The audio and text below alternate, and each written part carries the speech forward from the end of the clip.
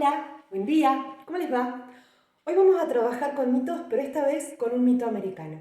Este mito americano tiene que ver con la ideología, con la manera que tenían los aborígenes que ya se encontraban en tierras americanas antes de la llegada de Cristóbal Colón, por lo cual reciben el nombre de precolombinas, ¿sí? Culturas precolombinas. Y en particular, esta es la forma que encontró el pueblo incaico, ¿sí? Una de las más grandes culturas precolombinas que habitaron la tierra americana, ¿sí? Para poder explicar el origen de sus naciones y el origen del hombre. Hoy vamos a conocer a uno de sus máximos exponentes, o sea, su dios principal, que es Viracocha, quien era representado a veces como una figura humana y otras veces era representado a partir de la manera en la cual la imaginaban y generalmente se relacionaba con la imagen del hombre de Dios. Los incas son considerados hijos del sol.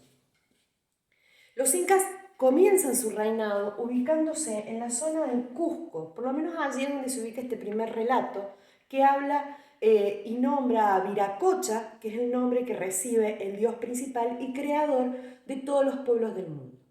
Yo hoy les mando dos trabajos, uno el mito como texto y un video para que puedan conocer un poquito más de esta hermosa cultura. Cultura que comienza su reinado en el Cusco y que se va expandiendo porque eran un pueblo que tenía una gran posibilidad de expansión porque eran muy buenos guerreros y además por la organización que poseían. Se extienden hacia el norte, llegando hasta Colombia, y se extienden también hacia el sur, llegando a Chile y la República Argentina, siempre unidos por los cordones montañosos que conforman la cordillera de los Andes y las sierras bajas. Esto de estar ubicado dentro de la cordillera o en zonas montañosas, a ellos les permitió desarrollar un tipo de economía basada en el cultivo en terrazas. Los incas fueron un pueblo muy interesante por la expansión que realizan, ¿sí?, a lo largo de todo el territorio. Aquí vamos a conocer cómo ellos intentan explicar la creación de caminos, la creación de los cultivos, su organización política, o sea, el cómo eran gobernados y por quiénes, el cómo van poblando la tierra, porque ellos se consideran pobladores de la tierra a partir de la orden que les da Viracocha, y sí, es real, son culturas expansionistas, o sea, que se expanden, que van hacia el resto de los territorios. Pero esta expansión no es que fueron los primeros en llegar, sino que de alguna manera explican el por qué conquistan a estos pueblos que forman parte de Bolivia, de Chile, de Argentina, de Ecuador y de Colombia. Estas expansiones territoriales permiten el intercambio, ¿sí?, de todas las costumbres que ya tenían. En el Imperio Incaico nosotros podemos ver su gran influencia en particular en dos provincias del norte de nuestro país, como son Jujuy y Salta. Cuando nosotros hablamos de los Colla o de los Aymara, estamos hablando de etnias que tienen referencia directa con el pueblo incaico. La cultura incaica ha tenido una gran influencia, sobre todo en la zona de América del Sur, ¿sí? Y debemos reconocerla. Nosotros hemos venido hablando en estudios sociales sobre la conformación territorial de América. La conquista de América Latina, que es lo que nos permite, a partir de la conquista europea, es lo que nos permite el uso de la lengua española, por ejemplo, y de un montón de costumbres y hábitos que tenemos introducidos que son similares a las costumbres europeas. Como ya habíamos dicho, los europeos llegan y empiezan a conquistar estos pueblos que ya estaban aquí. Estos pueblos que ya estaban aquí, uno de los más importantes, como ya les dije, son los incas.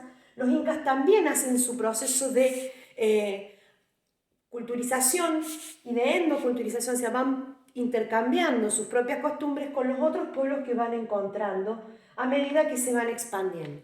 Estas costumbres implican las creencias religiosas, las comidas, los modos de cultivar la tierra, los modos de relacionarse, la organización política, ¿sí? El lenguaje, el cómo se comunican, ya sea a través de simbología o grafologías que les permiten la escritura. Ellos desarrollan, por ejemplo, un sistema de numeración muy interesante, que es bastante complejo de comprender, que está representada en el quipú, que es una herramienta que contabiliza a partir de puntos anudados en distintas tiritas, ¿sí? Este sistema de numeración lo utilizaban para contabilizar no solo la cantidad de personas que tenían a su cargo quienes ejercían el gobierno, sino también al ganado que tenían a su cargo. O sea que piensen ustedes que más allá de tener una cuestión de ideología religiosa en la cual adoraban al sol y consideraban hijos del sol a quien los gobernaba, tenían un gran desarrollo como nación, ¿sí? Con la llegada de los españoles, estos pueblos-naciones empiezan a retrotraerse y empiezan a buscar la manera de poder hacer prevalecer su acervo cultural, su patrimonio cultural, tal como estuvimos viendo, por ejemplo, uno de ellos, el carnaval en Colombia, ¿sí? El carnaval de Barranquilla, que a su vez nos muestra la influencia que hay entre los demás pueblos que vienen aquí a América, ¿sí? Hoy van a conocer uno de las maneras, uno de los mitos, una de las versiones del mito de creación del Cusco. Van a tener que indagar, ¿sí? y preguntarse el porqué de esta manera de pensar, y vamos a intentar relacionarlo con lo que venimos viendo de ciencias sociales.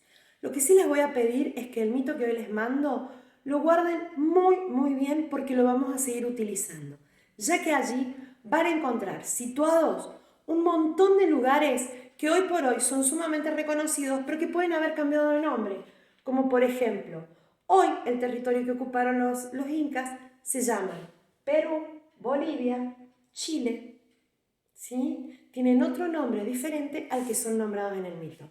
Nos ponemos a trabajar y a pensar, ¿sí? En un ratito nos volvemos a ver. Un beso.